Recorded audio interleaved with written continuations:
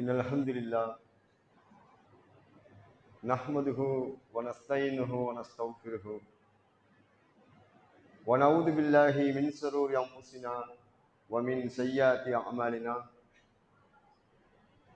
من يهدي الله فلا مضل له ومن يضلل فلا هادي له أشهد أن لا إله إلا الله وحده لا شريك له وأشهد أن محمدا عبده ورسوله أما بعد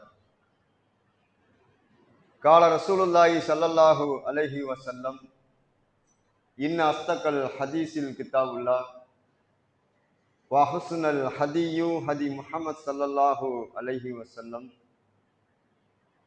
وشر الأمور محدثاتها وكل محدثة بدعة وكل بدعة ضلالة وكل ضلالة في النار. قال الله تعالى يا أيها الذين آمنوا اتقوا الله حق تقاته ولا تموتون إلا وأنتم مسلمون. கண்ணியத்திற்குரிய எல்லாம் அல்ல அல்லாஹுவின் நல்லடியார்களே, சகோதர சகோதரிகளே, அல்லாஹுடைய பேரொருளால் மகத்துவம் மிகுந்த ஜும்மாவுடைய நாளிலே அல்லாஹுடைய மார்க்கத்தை பற்றிய செய்திகளை அறிந்து அதன் அடிப்படையில் நாம் வாழ்வை அமைத்து இந்த உலகிலும் மறு உலகிலும் வெற்றி பெற வேண்டும் என்ற உயர்ந்த எண்ணத்திலே நாம் எல்லாம் இங்கே வருகிறது என்று அமர்ந்திருக்கின்றோம். அல்லாஹுடைய சாந்தியும் சமாதானமும் நாம் உயிரினும் மேலாக மதிக்கக்கூடிய எம்பெருமானார் நபிகள் நாயகம் ஸல்லல்லாஹு அலைஹி வஸல்லம் அவர்கள் மீதும் சஹாபாக்கள் மீதும் சஹாபிய பெண்மணிகள் மீதும் குறிப்பாக நாம் அனைவரின் மீது உண்டாவதாக என்ற பிரார்த்தனையோடு என்னுடைய உரையின் கீழ் வருகின்றது. கண்ணியத்துக்குரிய அல்லாஹுவின் நல்லடியார்களே, இன்றைய ஜும்மாவுடைய நாளிலே இரண்டு நன்மைகளை பெற்றவர்களாக நாம் இன்றைய தினத்தை நாம் அடைந்திருக்கின்றோம். ஒன்று, ஜும்மாவுடைய நாளிலே நமக்கு கிடைக்கக்கூடிய நன்மைகளை நாம் அறிந்திருக்கின்றோம்.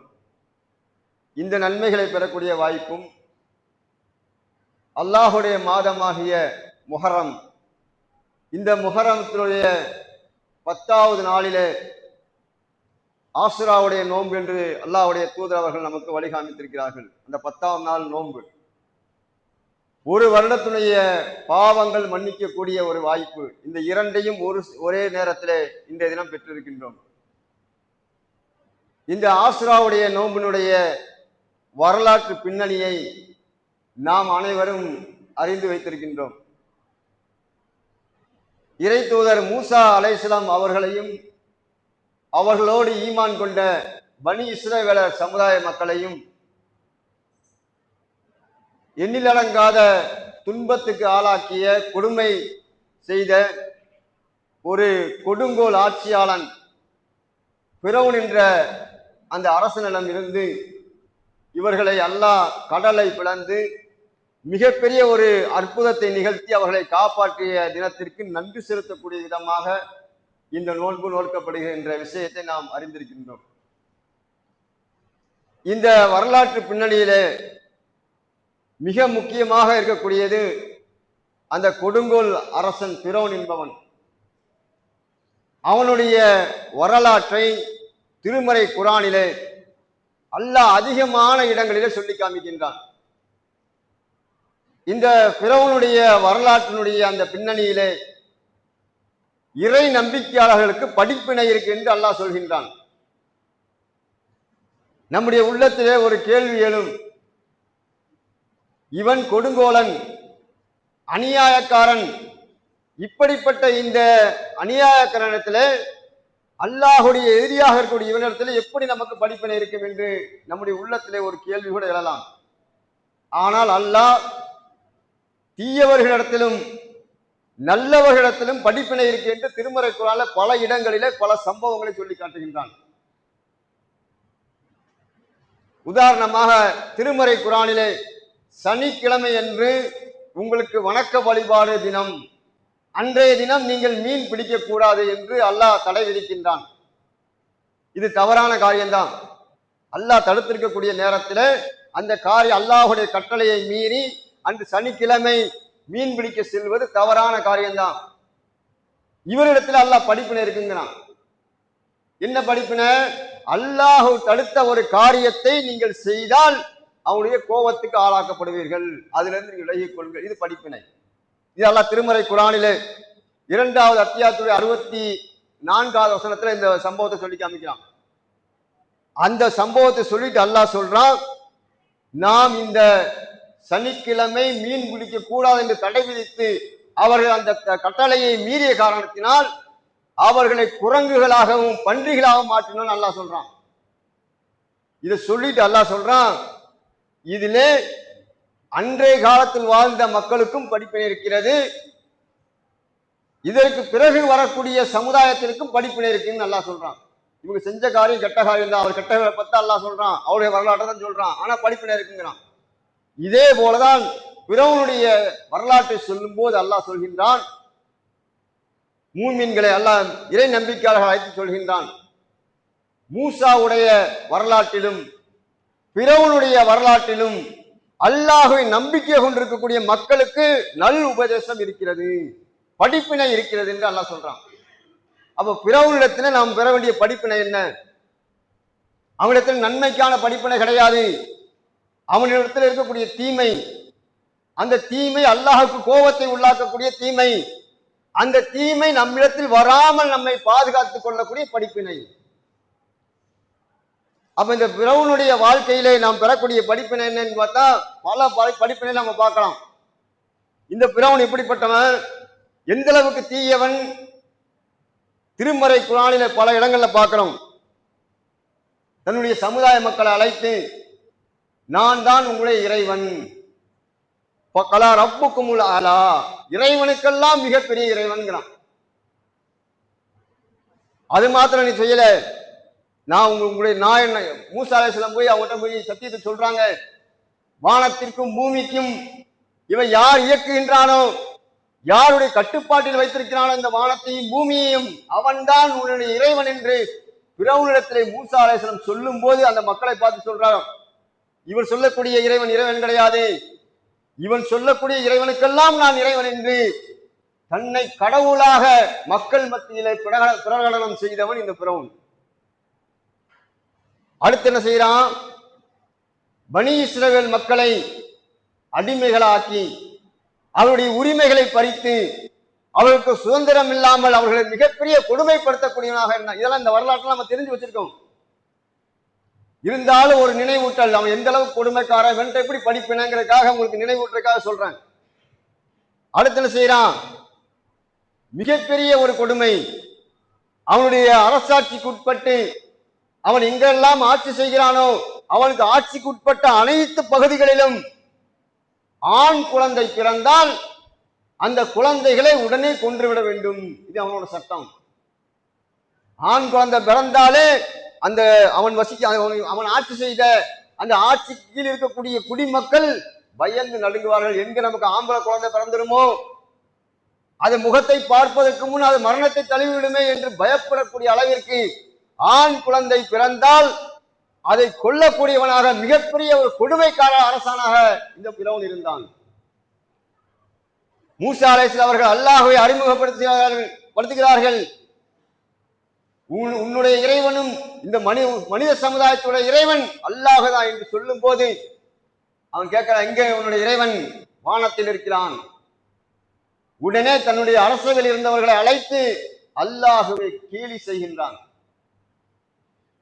இதோ மூசா வானத்தில் தன்னுடைய இறைவன் இருப்பதாக சொல்கிறார், எனக்கு மிகப்பெரிய ஒரு சுவர் எழுப்புங்கள், வானத்தில் இருக்கக்கூடிய தடைகளை எல்லாம் அகற்றுங்கள், நான் மேலே ஏறி மூசா சொல்லக்கூடிய இறைவனை நான் பார்க்க வேண்டும் என்று இறைவனை கேலி செய்யக்கூடிய மிகப்பெரிய ஒரு அநியாயக்காரனாக, இறை மறுப்பாளனாக இந்த பிறவன் இருந்தான்.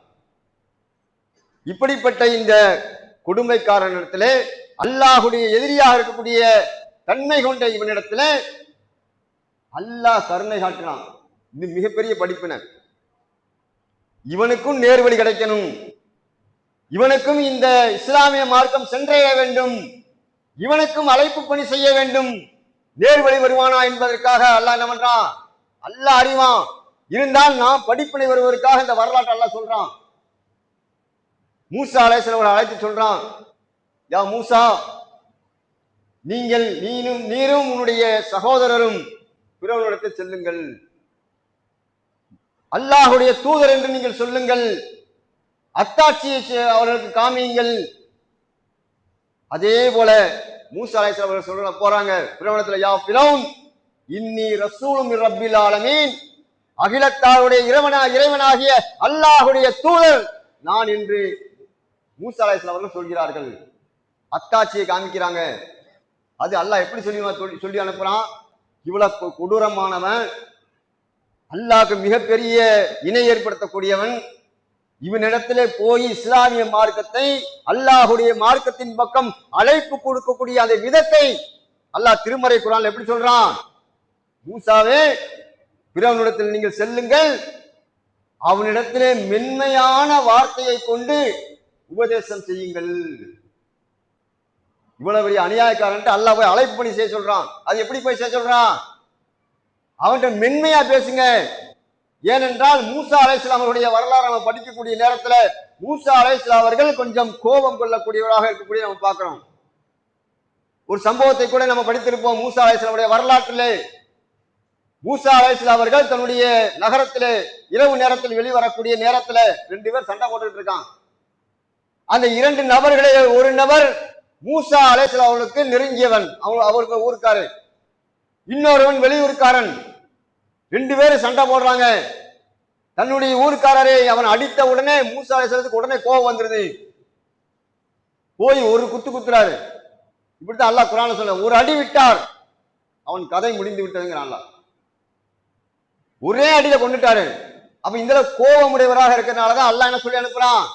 இன்னும் பல ஹதீஸ்களை நம்ம பார்க்கிறோம். மூசா அலைஹிஸ்ஸலாமுடைய அந்த கோபப்படக்கூடிய தன்மையை, இந்த தன்மையை பார்த்து அல்லாஹ் என்ன சொல்றான்? பிறனிடத்திலே அல்லாஹுடைய மார்க்கத்தின்பால் அவர்களுக்கு அழைப்பு கொடுங்கள், அவனிடத்திலே மென்மையான வார்த்தையை நீங்கள் பேசுங்கள். எப்படிப்பட்ட கொடூரன்!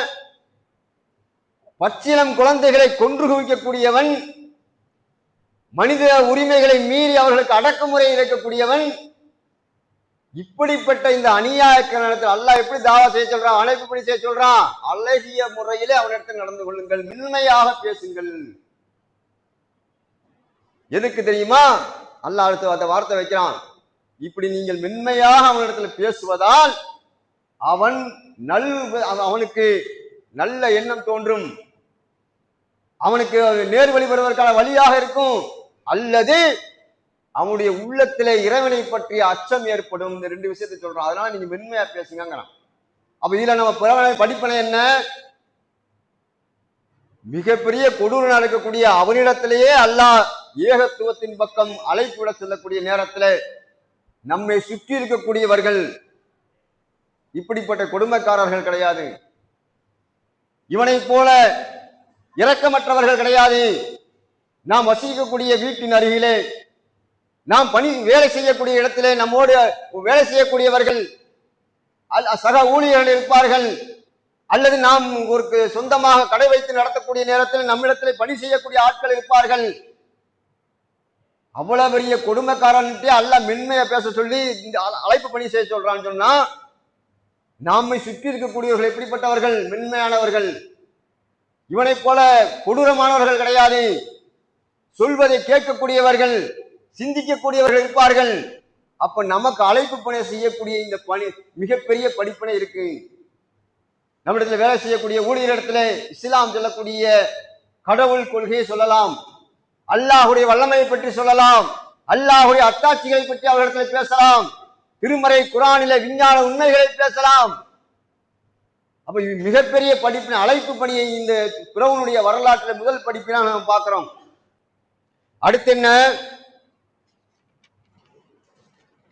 பிறவனிடத்திலே நாம் பெறக்கூடிய மிக முக்கியமான இன்னொரு படிப்பினை என்னன்னு கேட்டா, பிறவுன் அல்லாஹுடைய கோபத்துக்கு ஆளாகுவதற்கு, அல்லாஹ் வெறுப்பதற்கு மிக முக்கியமான ஒரு காரணம் என்ன தெரியுமா? இது மிகப்பெரிய படிப்பினை.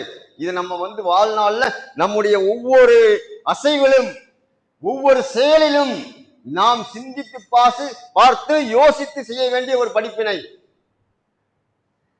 அல்லாஹ் வெறுக்கக்கூடிய ஒரு தன்மை இந்த பிறவனிடத்தில் இருந்தது. அது என்ன தன்மை? அல்லாஹுடைய அதிகாரத்தோடு போட்டி போடக்கூடிய தன்மை இது. நபிகள் நாயகம் ஸல்லல்லாஹு அலைஹி வஸல்லம் அவர்கள் நமக்கு அதிகமாக எச்சரிக்கை ஊட்டிய தன்மை பெருமை என்ற ஒரு தன்மை. நம்மகிட்ட நிறைய மனுஷன் நிறைய தன்மைகள் இருக்கு. கோவப்படுவான், சந்தோஷப்படுவான், துக்கப்படுவான், சிரிப்பான், இப்படி நிறைய தன்மைகள் இருக்கு. பொறாமப்படுவான், பேராசைப்படுவான், இப்படி நிறைய தன்மைகள் இருக்கு. இதுல அல்லாஹுக்கு மிகவும் வெறுக்கக்கூடிய, அல்லாஹ் கோபம் கொள்ளக்கூடிய தன்மை என்னன்னு கேட்டா பெருமை, ஆணவம் கொள்வது. இதுதான் இந்த ஃபிரௌன் அல்லாஹுடைய கோபத்துக்கு ஆளாக்கப்பட்டதற்கு முக்கியமான ஒரு காரணம் இந்த பெருமை என்ற ஆணவம் என்ற தன்மை தான். அல்லாஹ் திருமறை குர்ஆன்ல பல இடங்களை சொல்றான், ஃபிரௌனும் அவனுடைய அவையில் இருந்தவர்களும் ஆணவம் கொள்ளக்கூடியவர்களாக, பெருமை கொள்ளக்கூடியவர்களாக இருந்தார்கள், அதனால் தான் அவர்களை அழித்தோம் என்று அல்லாஹ் குர்ஆன்ல சொல்றான். சாதாரண தன்மை கிடையாது பெருமை என்பது. பெருமைனா என்ன நினைக்கிறோம்? நம்ம நல்ல அழகா ஆடை அணிஞ்சா அவர் பெருமையா இருக்கான் பாரு நினைப்போம். நல்ல வசதி வாய்ப்போடு இருந்தா நம்ம பெருமையா இருக்கான் பாரு நினைப்போம். அதெல்லாம் பெருமை. பெருமையினுடைய தன்மை என்ன? அதனுடைய இலக்கணம் என்ன? நபிகள் நாயகம் ஸல்லல்லாஹு அலைஹி வஸல்லம் அவர்கள் இந்த பெருமையினுடைய இலக்கணம், பெருமை என்றால் என்ன என்பதையும், பெருமை கொண்டால் அல்லாஹ் எந்த அளவுக்கு கோபப்படுவான் என்பதையும் ஒரு ஹதீஸிலே நமக்கு தெளிவுபடுத்துகிறார்கள்.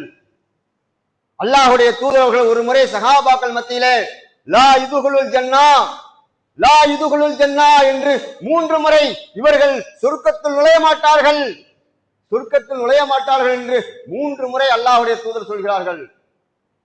சஹாபாக்கள் மன் யா ரசூலுல்லாஹ், அல்லாஹுடைய தூதர் அது யார்?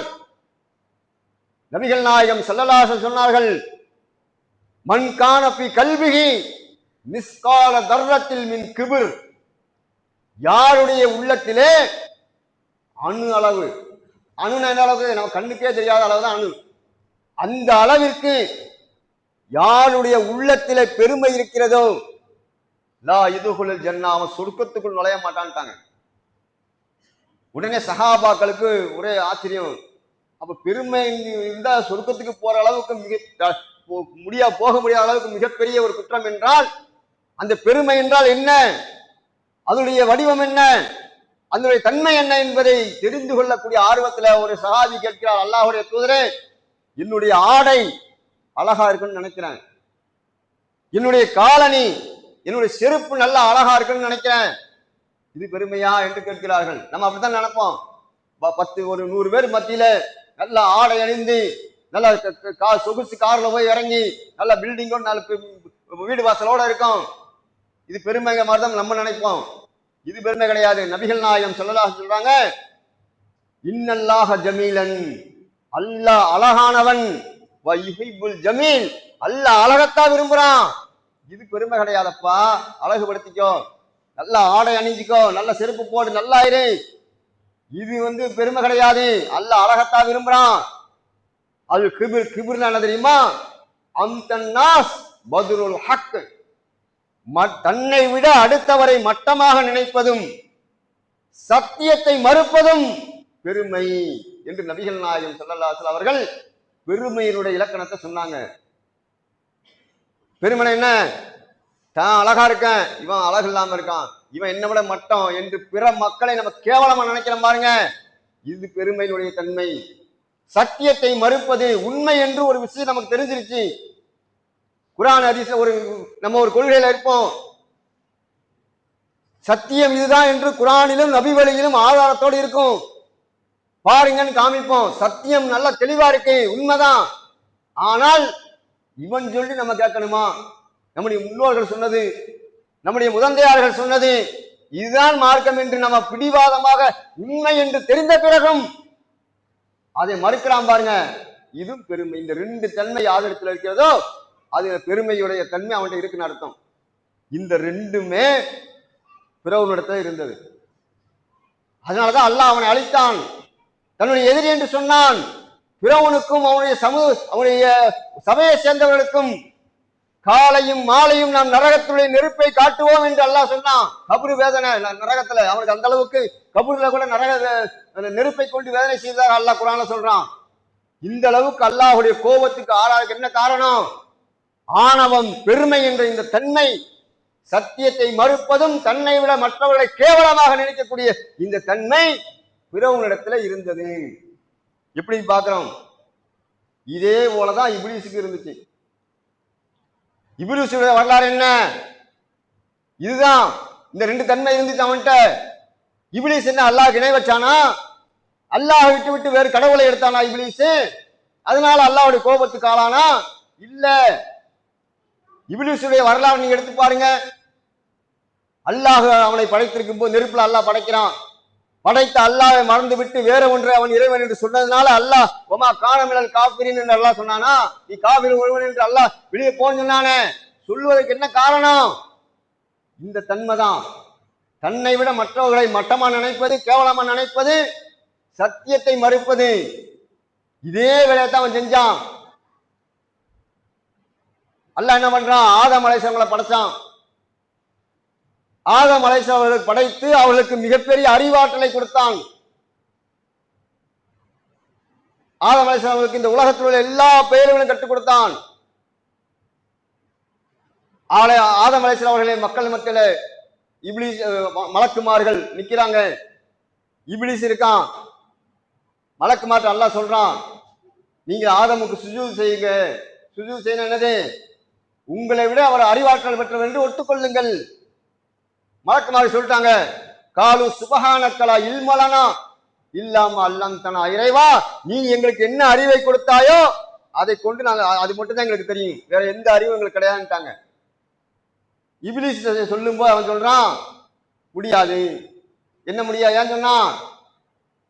ஆனா ஹைரும் மின்ஹும், இவரை விட நான் தான் சிறந்த. நபிகள் நான் என்ன சொன்னாங்க? பெருமையினுடைய இலக்கணம் என்ன? தன்னை விட மற்றவர்களை கேவலமா நினைப்பது. இதேதான் செஞ்சான். ஆதம் அலைஹிஸ்ஸலாமை பார்த்து சொல்றான், வா அனா ஹைரும் மின்ஹும், இவரை விட நான் தான் சிறந்தவன். ஏன் தெரியுமா? அல்லாஹ்க்கே பாடம் எடுக்கிறான். வா ஹலக்தானி மின்னார், என்னை நீ நெருப்பிலை படைத்தாய். வா ஹலக்தாஹு மின் தீன், இவரை நீ மண்ணில் படைத்தாள். அதனால் வானா ஹைரும் மின்ஹும், நான் தான் சிறந்தவன். தன்னை விட ஆதம் மட்டம் என்று நினைத்தான்.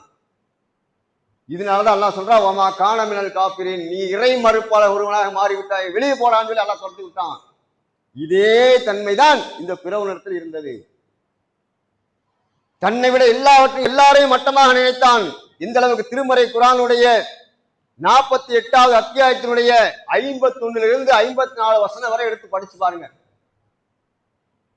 மக்கள்கிட்ட பேசுறான். மூசா அலைஹிஸ்ஸலாம் அவர்கள் தான் இறை தூதர் என்பதை சொல்கிறார்கள், அத்தாட்சியை காமிக்கிறார்கள். அப்ப இந்த மூசா அலைஹிஸ்ஸலாம் அவர்களை நிராகரிப்பதற்காக, அவரை மக்கள் மத்தியில கேவலப்படுத்துவதற்காக அவன் கேட்கிறான், மக்களே, மக்கள்கிட்ட சொல்ற, மக்களே எனக்கு இந்த எகிப்துடைய ஆட்சி அதிகாரம் என்னோடது, என்கிட்ட இருக்கு. மாளிகை நிலத்தில் இருக்கிறது. என்னுடைய மாளிகை கீழ் ஆறு ஓடிக்கொண்டிருக்கிறது, நதி இருக்கிறது. அவர்கிட்ட என்ன இருக்கு?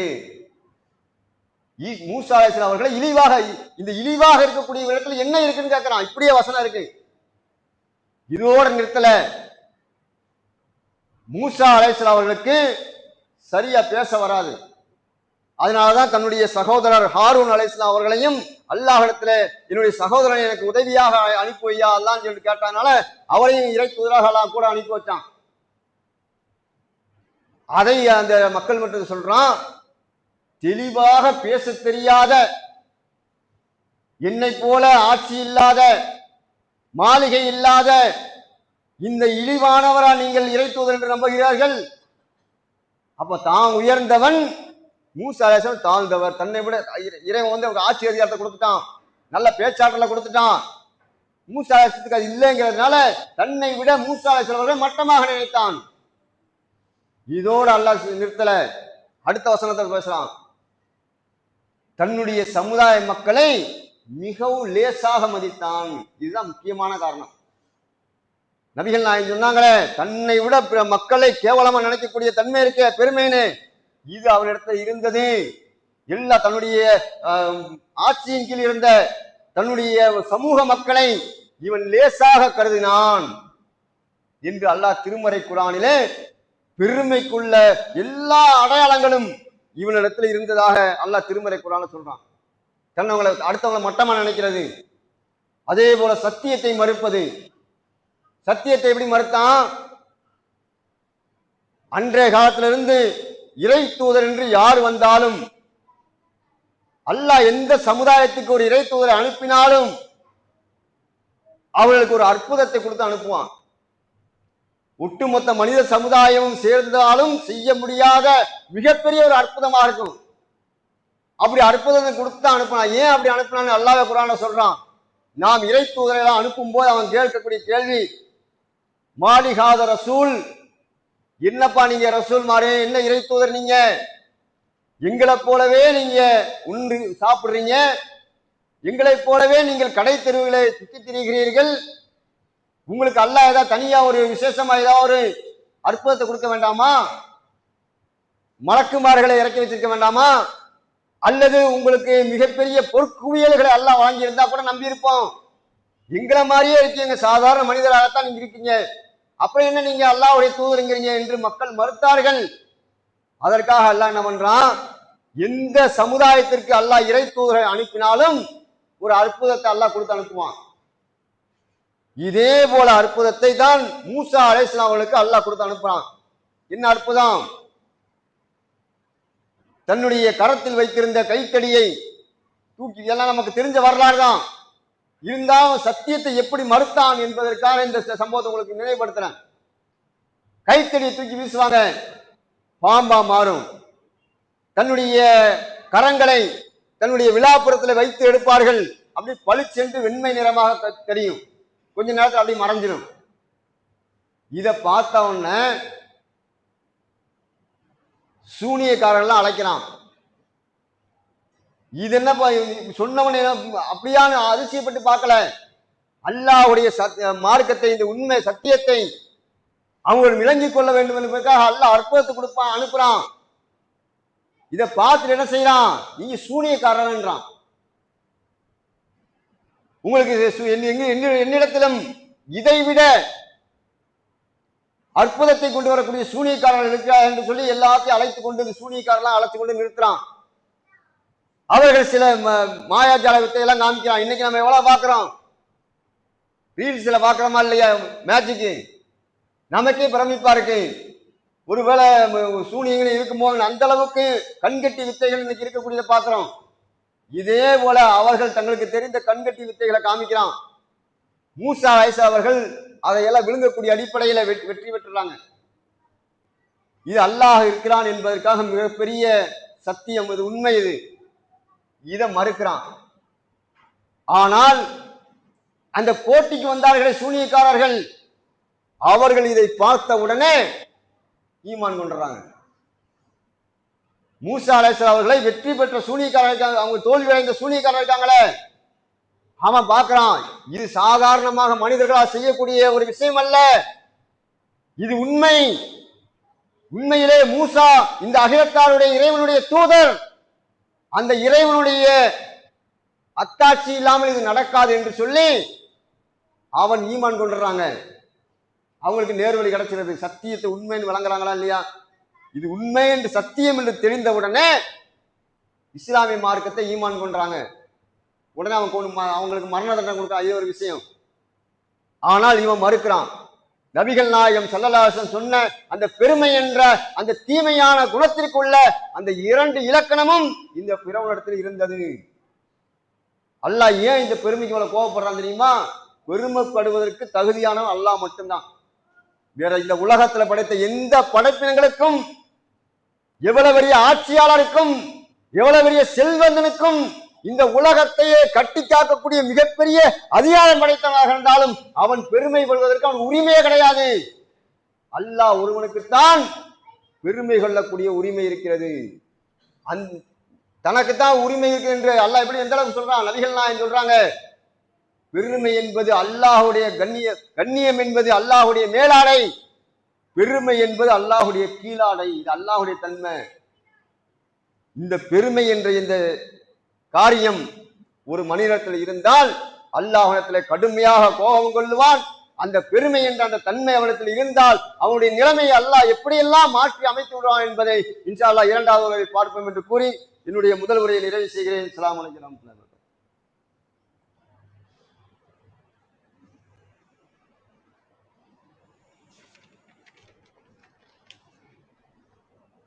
அல்ஹம்துலில்லாஹி ரப்பில் ஆலமீன்.